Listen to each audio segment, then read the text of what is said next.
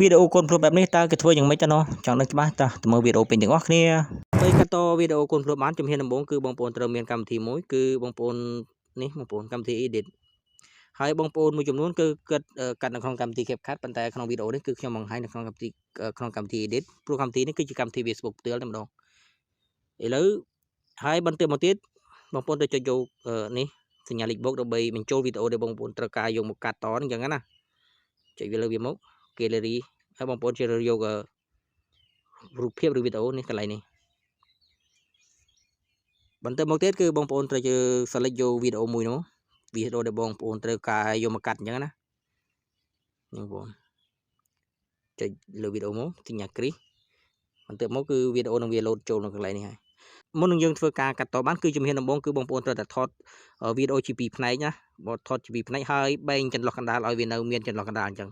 ដូចនៅក្នុងវីដេអូដែលខ្ញុំបានបង្ហាញនេះគឺជា clip ទី1ហើយបន្ទាប់មកនេះ clip ទី2នេះបងប្អូននេះត្រង់នេះគឺជា clip ទី2ដែលខ្ញុំត្រូវការកាត់យកវាអញ្ចឹងណាឥឡូវយើងអូមកដើមវិញយើងជ្រើសយកតែត្រង់ណាដែលយើងត្រូវការកាត់យកទេ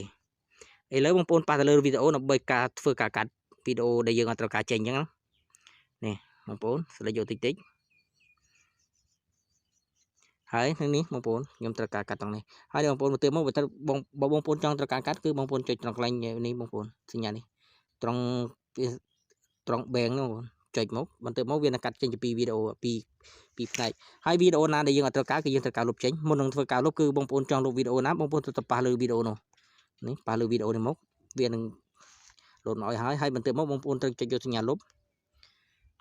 នេះវាលុបបាត់ហើយគឺនៅតែវីដេអូដែលយើងត្រូវការយកទេហើយបងប្អូនត្រូវតែអូសបន្តិចអូសម្ដងបន្តិច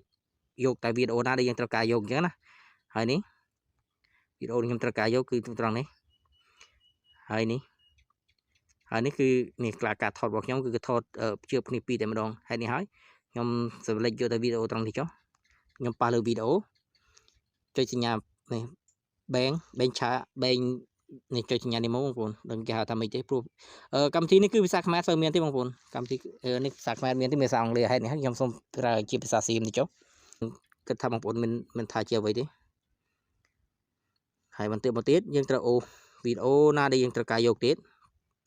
នេះត្រង់នេះគឺសូមថយបន្តិចសិននេះបងប្អូនត្រង់នេះគឺខ្ញុំត្រូវការកាត់យកពីវីដេអូនេះទៅតទៅមុខទៀតណាហេតុនេះហើយខ្ញុំប៉ះលើវីដេអូរួចមកចុចត្រង់កន្លែងបែងវីដេអូជាពីរអញ្ចឹងហេតុនេះហើយគឺវីដេអូដែលយើងនៅខាងនេះគឺយើងត្រូវការយកសញ្ញាលើកហ្នឹងយើងត្រូវការយកប៉ុន្តែវីដេអូនៅខាងក្រោយដែលយើងអត់ត្រូវការយកគឺយើងប៉ះលើវាមករួចហើយបន្ទាប់មកចុចសញ្ញាលុបហើយវាក៏បានលុបហើយនេះវីដេអូដែលយើងត្រូវការយកគឺមានប៉ុណ្្នឹងឯងហើយបន្ទាប់យើងអូសមុខតិចទៀតដើម្បីកាត់យកវីដេអូដែលយើងត្រូវការយកអញ្ចឹងនេះចាំបន្តិចបងប្អូនកំពុងធ្វើការហើយនេះគឺអស់ហើយហើយគឺខ្ញុំ select យកត្រង់នេះចុះបងប្អូនត្រូវប៉ះបើដូចខ្ញុំប្រាប់ពីដើមវីដេអូនេះបើបងប្អូនចង់កាត់នៅកន្លែងណាគឺបងប្អូនត្រូវប៉ះលើវីដេអូហើយបងប្អូនចុចនៅសញ្ញានេះបងប្អូនបន្ទាប់មកវីដេអូដែលយើងអត់ត្រូវការគឺយើងត្រូវការលុបចោលអូខេហើយវីដេអូដែលយើងបានគឺវីដេអូដែលយើងត្រូវការគឺបានមកហើយនេះគឺជាវីដេអូទី1ហើយនេះគឺជាវីដេអូទី2គឺវានៅមួយផ្នែកប៉ុន្តែដល់ពេលដែលយើងអត់បានកាត់តគឺវានៅវាបែបនេះហើយបងប្អូនទៅចុចប៉ះនៅលើវីដេអូដំបូងបងប្អូនអធិស្ឋានផងគ្រៀងលឿនបន្តិចបន្ទាប់មកបងប្អូនប៉ះលើវីដេអូដំបូងរួចហើយប៉ះលើនេះសញ្ញាព្រុញជា2ជា3នេះបងប្អូនអានេះគេហៅភាសាសិង្ហហៅ overlay ប៉ុន្តែដែលខ្ញុំត្រូវប្រើញ៉ាខ្ញុំសូមហៅបែបនេះទៅចុះបងប្អូនហៅបែបនេះក៏ជារឿងបងប្អូនចុះគាត់តែខ្ញុំយកមកបង្ហាញទេហើយបន្ទាប់ទៅកាន់តែយើង select ពឹបគឺវីដេអូគឺវាបានបែបនេះទម្រង់វាអត់ស្មើគ្នាទេហេតុនេះហើយបងប្អូនត្រូវអូមករកនេះអូតាមខ្ញុំបងប្អូនហើយសញ្ញានេះធ្វើតាមខ្ញុំទៅបងប្អូនបើថាបងប្អូនមិនស្ដាប់មិនយកបងប្អូនមើលទៅតាមសញ្ញាដែលខ្ញុំធ្វើដាក់ឲ្យទៅគឺអាចបងប្អូនអាចធ្វើបានហើយនេះប៉ះលើកន្លែងនេះបន្ទាប់មកបងប្អូនត្រូវអូមកខាងឆ្វេងរហូតបន្តិចមករហូតដល់នេះលេខនៅខាងនេះគឺវាមានលេខរឿយអញ្ចឹងបងប្អូនអូមកដល់លេខ100ទៅគឺវានឹងដូចគ្នាហើយទម្រង់វានឹងពេញគ្នាហើយអូខេនេះឃើញអត់គឺទម្រង់វាពេញគ្នាហើយអូខេបន្ទាប់មកយើងចុចនេះសញ្ញាគ្រីសចុចសញ្ញាគ្រីសហើយយើងអូពីដើមវីដេអូវិញបន្ទាប់មកកាលណាទៅចេញទម្រង់នេះគឺចិត្តរួចហើយចេញទម្រង់នេះបងប្អូនត្រូវអូ យកនេះមួយទៀតបងប្អូនប៉ះលើវីដេអូដំបូងណាសញ្ញា QQ នេះគឺវីដេអូដែលយើងត្រូវការកាត់ហើយបន្ទាប់មកបងប្អូនចុចលើកន្លែងនេះហើយនេះ